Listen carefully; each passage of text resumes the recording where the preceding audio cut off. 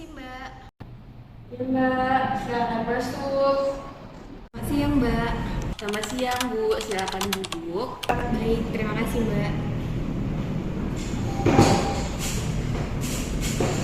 Perkenalkan, saya Faruza Bilkis Kamal, ahli gizi yang bertugas pada siang hari ini. Boleh saya tahu nama Ibu siapa? Nama saya Dewi Mbak. Baik Ibu Dewi datang ke sini dengan keluhan apa Bu? Begini Mbak, saya baru melahirkan 5 hari yang lalu dan saya juga memiliki seorang anak berusia 3 tahun. Namun saat ini anak saya yang berusia 5 hari tersebut sedang demam Mbak.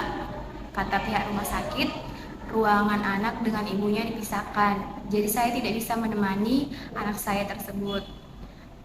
Selama ini saya memberikan ASI penuh kepada anak saya Mbak. Saya berharap saya bisa memberikan ASI eksklusif kepada anak saya, tidak susu formula Mbak.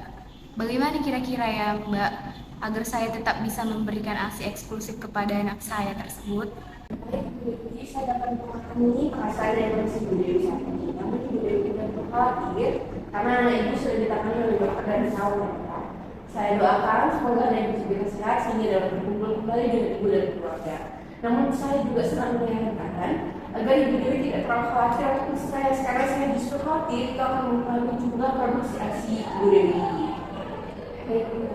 Oke, Ibu Dewi, saya senang sekali jika Ibu sudah merasa lebih tenang saat ini. Maka kita akan sama-sama mencarikan solusi. Saya di sini akan membantu Ibu Dewi juga. Kemudian izinkan saya untuk meminta beberapa data terkait Ibu Dewi ya. Boleh Mbak, silakan. Oke, Ibu Dewi umur berapa? Umur saya 24 tahun Mbak. Oh iya. Kemudian Ibu Dewi tinggal di mana saat ini? Saat ini saya tinggal di Norepa dengan suami saya. Oh iya. Jauh juga ya Mbak dari sana ke sini? Iya Mbak. Iya. Oke, Mbak Dewi. Tapi kan Mbak, saya ingin bertanya. Akhir-akhir ini kan saya sering merasa bahwasannya berat badan saya ini cukup berlebih Mbak. Apakah itu bisa berpengaruh sama pemberian ASI saya? Baik, begini Bu Dewi. Saya menyarankan Bu Dewi untuk melakukan pemeriksaan status gizi agar tidak mengira-ngira seperti itu. Karena belum tentu ketika ibu merasa berat badan ibu itu berlebihan, ternyata memang berlebihan. Barangkali status gizi ibu memang normal seperti itu. Namun jika pertanyaan demikian, maka saya dapat menjawab bahwa untuk status gizi yang berlebih itu tidak baik dan kurang juga tidak baik. Jadi yang paling pas adalah status gizi dan keadaan yang normal Mbak, seperti itu. Kemudian kalau pertanyaannya apakah mempengaruhi kadar ASI, maka itu tidak mempengaruhi secara jumlah ASI. Namun mungkin akan mempengaruhi terhadap kondisi kesehatan lainnya ataupun sedikit mengganggu aktivitas seperti terlalu gemuk seperti itu. Baik Mbak. Oke, Ibu Dewi, sekarang saya ingin menanyakan terkait pengalaman Ibu Dewi. Ibu Dewi untuk makan biasanya sehari makan berapa kali? Saya biasanya itu Mbak, kira-kira makan 3 kali sehari Mbak. Oh, 3 kali sehari ya? Iya. Kemudian dalam sekali makan apakah lengkap? Maksud saya ada sayur, lauk pauk, buah, karbohidrat? Tidak lengkap sih Mbak. Kadang yang paling jarang saya konsumsi itu seperti buah dan sayur Mbak. Buah dan sayur ya? Ya, jarang. Alasannya kenapa Mbak Dewi jarang mengonsumsi buah dan sayur? Karena saya kurang suka juga Mbak sama sayur.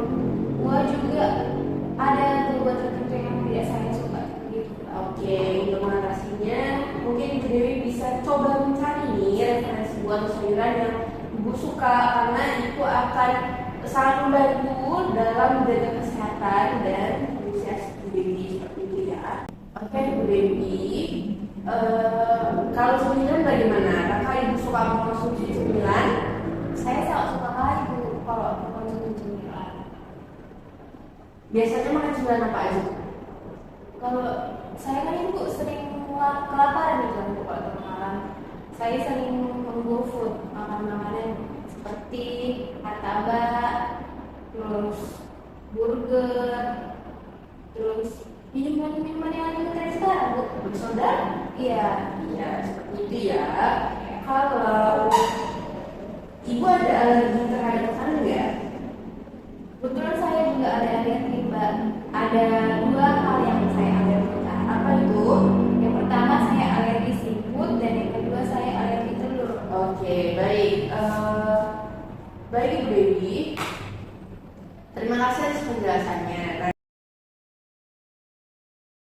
Jadi dari yang saya tangkap saat ini, secara pola makan Ibu Dewi masih kurang tepat. Jadi terus ditingkatkan lagi dan diperbaiki kembali agar pola makan yang jadi lebih baik. Karena kondisi Ibu Dewi saat ini kan dalam keadaan menyusui. Jadi sangat memerlukan zat gizi yang lebih baik seperti itu. Karena kan juga akan diberikan kepada anaknya dalam bentuk ASI, gitu ya. Jadi Mbak, kira-kira bagaimana saya bisa tetap memberikan ASI eksklusif itu kepada anak saya tersebut? Oke, baik Ibu Dewi. Jadi gini, agar ibu tetap bisa memberikan ASI eksklusif walaupun tidak bisa menemani secara langsung di ruangan. Jadi saya menyarankan Ibu Dewi untuk memompa ASI menggunakan alat seperti itu. Jadi nanti setelah dipompa ASI-nya diberikan kepada petugas perawat yang bekerja saat itu, yang berjaga saat itu untuk diberikan kepada anak ibu. Gitu. Jadi tetap bisa melakukan ASI eksklusif. Namun memang ada beberapa hal yang perlu diperhatikan seperti kebersihan saat memompa ASI, sterilnya alat, dan jam saat ibu memerah ASI juga perlu dicatat. Karena ASI yang tidak bertahan 4 jam di luar freezer. Jadi kalau Ibu Dewi ingin menyetok nih si ASI tadi, maka harus disimpan di dalam freezer. Kemudian di kondisi ibu saat ini yang dalam keadaan menyusui, saya sangat menyarankan ibu untuk mengkonsumsi makanan yang seimbang ya Bu, seperti lauk, sayur, buah, dan mengurangi makanan dan minuman yang terlalu tinggi kalori dan natrium. Karena saya khawatir itu akan menyebabkan permasalahan dalam kesehatan atau tubuh ibu, karena dalam saat ini kan ibu sedang menyusui. Karena itu mungkin juga saya khawatir akan mempengaruhi kesehatan ibu. Jadi mulai sekarang saya sarankan untuk rajin mengkonsumsi makanan seperti sayur, daun satu, bayam, pepaya, semangka, jagung yang dapat memancarasi ibu nantinya. Oke, kemudian saya juga di sini ada leaflet menu yang dapat Ibu Dewi konsumsi. Boleh dilihat di sini ya Ibu Dewi. Nah, saya ada ukurannya dan lagi saja dan yang lagi boleh pengalaman bahasanya. Nanti aku melalui Ibu Dewi nanti boleh apa maksudnya untuk pada Ibu Dewi untuk koordinasi. Jadi saya bertanya, nah Ibu Dewi ini seperti Ibu Dewi apa yang Ibu dari ini mana ada sebentar sini kan? Ini ada di ada ukuran untuk juga. Ini depan baik Ibu, sekarang sudah paham apa yang harus Ibu lakukan? Baik Mbak, saya sudah paham sekali apa yang Mbak sampaikan. Oke, boleh tolong disampaikan kembali apa yang harus Ibu lakukan? Boleh Mbak, jadi saya tetap bisa memberikan ASI eksklusif ini kepada anak saya lewat cara memompa ASI. Kemudian saya juga harus menjaga kebersihan dalam saat memompa ASI tersebut dari steril alatnya. Kemudian juga saya harus mengurangi mengkonsumsi makanan-makanan yang seperti saya sampaikan tadi, seperti martabak dan lain-lainnya. Dan saya juga harus mengkonsumsi makanan yang seimbang seperti sayur, lauk, dan buah. Kalau bisa, yang bisa memperlancar ASI saya. Baik.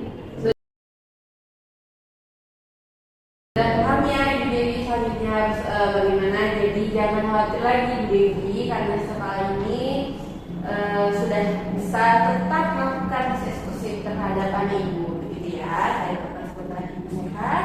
Terima kasih. Jadi sesi konsultasi sudah selesai. Juga dapat membantu Ibu Dewi dalam permasalahannya.